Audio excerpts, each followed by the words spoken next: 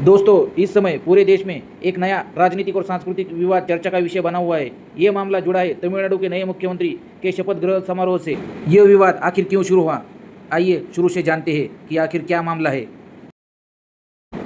दोस्तों, इस समय पूरे देश में एक नया राजनीतिक और सांस्कृतिक विवाद चर्चा का विषय बना हुआ है। मामला जुड़ा है तमिलनाडु के नए मुख्यमंत्री विजय के शपथ समारोह से। इस समारोह में सबसे पहले वंदे मातरम बजाया गया, उसके बाद भारत का राष्ट्रीय गान जन गण मन और फिर आखिर में तमिलनाडु का राज्य गीत तमिल थाई वात्सु बजाया गया। बस यही से विवाद शुरू हो गया। तमिलनाडु के कई राजनीतिक दलों और संगठनों ने कहा कि राज्य की संस्कृति और तमिल पहचान को पीछे रखा गया है। वहीं दूसरी तरफ कुछ लोगों ने इसे राष्ट्रवाद और राष्ट्रीय एकता से जोड़कर देखा। अब यह मामला सिर्फ एक गीत तक नहीं रहा, बल्कि राष्ट्रवाद, भाषा, राजनीति और क्षेत्रीय पहचान की बड़ी बहस बन चुका है। यह विवाद क्यों शुरू हुआ? असल में तमिलनाडु में कई वर्षों से एक परंपरा चली आ रही है। राज्य के लगभग हर सरकारी कार्यक्रमों की शुरुआत तमिल थाई वात्सु से होती है और अंत में राष्ट्रीय गान जन गण मन लगाया जाता है। लेकिन विजय के शपथ ग्रहण समारोह में यह क्रम बदल गया। पहले वंदे मातरम बजाया गया, फिर नेशनल एंथम और आखिर में तमिल एंथम। तमिल संगठनों का कहना है कि इससे तमिल संस्कृति को कम महत्व दिया गया है। कई लोगों ने इसे जानबूझकर लिया गया राजनीतिक फैसला बताया है। वहीं दूसरी ओर कुछ राष्ट्रवादी संगठनों ने कहा कि वंदे मातरम भारत के स्वतंत्रता आंदोलन का प्रतीक है, इसलिए उनका सम्मान होना चाहिए। इसी क्रम में पूरे विवाद को जन्म दिया है। तमिल थाई वात्सु क्या है? अब बात करते हैं तमिल थाई वात्सु की। यह तमिलनाडु का आधिकारिक राज्य गीत है और तमिल भाषा तथा तमिल संस्कृति के सम्मान का प्रतीक माना जाता है। तमिल लोगों के लिए यह सिर्फ एक गीत नहीं, बल्कि उनकी पहचान और गौरव का हिस्सा है। तमिलनाडु के सरकारी कार्यक्रमों, स्कूलों और सांस्कृतिक आयोजनों में इसे बहुत सम्मान से गाया जाता है।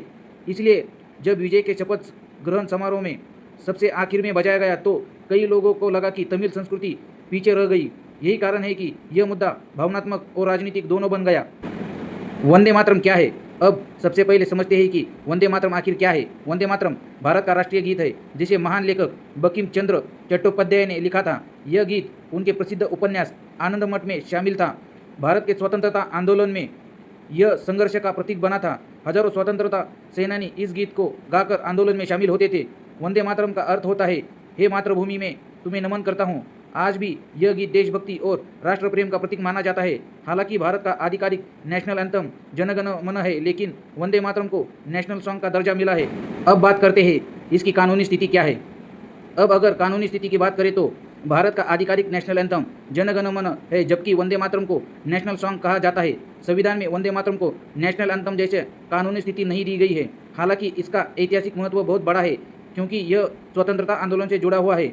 दूसरी ओर तमिल थाई वात्सु तमिलनाडु का राज्य गीत है और राज्य सरकार के कार्यक्रमों में इसका विशेष महत्व है। इसलिए इस पूरे विवाद में कानून से ज़्यादा परंपरा और भावनाओं की भूमिका दिखाई देती है। आखिर यह विवाद क्यों हुआ? असल में तमिलनाडु में कई वर्षों से एक परंपरा चली आ रही है। राज्य के लगभग हर सरकारी कार्यक्रमों की शुरुआत तमिल थाई वात्सु से होती है और अंत राष्ट्रीय गान जन गण मन से किया जाता है। लेकिन विजय के शपथ ग्रहण समारोह में यह क्रम बदल दिया गया। पहले वंदे मातरम बजाया, फिर नेशनल एंथम और आखिर में तमिल एंथम। तमिल संगठनों का कहना है कि इसे तमिल संस्कृति को कम महत्व दिया गया है।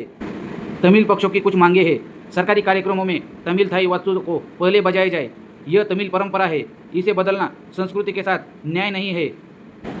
विजय की पार्टी का जवाब। जब यह विवाद तेजी से बढ़ने लगा तो विजय की पार्टी टीवीके की तरफ से सफाई दी गई। पार्टी नेताओं ने कहा कि भविष्य में तमिलनाडु की परंपरा के अनुसार पहले तमिल थाई वात्सु और अंत में नेशनल एंथम बजाया जाएगा।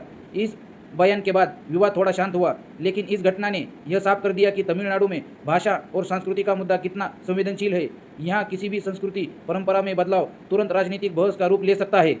मुस्लिम संगठनों का विरोध। इस विवाद का एक और पहलू मुस्लिम संगठनों के विरोध से जुड़ा है। कुछ मुस्लिम संगठनों का कहना है वंदे मातरम के कुछ हिस्सों में भारत माता देवी के रूप में दर्शाया गया है और धार्मिक कारणों से वे इसे गाने में असहज महसूस करते हैं। ये विवाद नया नहीं, बल्कि कई वर्षों से समय समय पर सामने आता रहता है। हालांकि कई लोग कहते हैं कि यह गीत केवल राष्ट्रभक्ति का प्रतीक है और इसे धार्मिक नजरिए से नहीं देखना चाहिए। लेकिन भारत जैसे विविधता वाले देश में इस तरह के मुद्दे अक्सर राजनीतिक और सामाजिक बहस का कारण बन जाते हैं। राजनीतिक महत्व। इस घटना के परिणाम क्या हो सकते हैं? दक्षिण भारत की राजनीति पर असर पड़ सकता है। भाषा विवाद और तेज हो सकता है। राष्ट्रवाद की राजनीति को बढ़ावा मिल सकता है। केंद्र राज्य संबंधों में प्रभाव में खराबी आ सकती है। वंदे मातरम के लेखक बंकिम चंद्र चट्टोपाध्याय है। यह गीत आनंद मठ उपन्यास में शामिल था। भारत का नेशनल एंथम जन गण मन है, जबकि वंदे मातरम नेशनल सॉन्ग कहलाता है। वहीं तमिल थाई वात्सु तमिलनाडु का राज्य गीत है। हाल ही में विजय के शपथ ग्रहण समारोह में गीतों के क्रम को लेकर विवाद चर्चा में रहा है। यह सभी तथ्य परीक्षाओं में पूछे जा सकते हैं।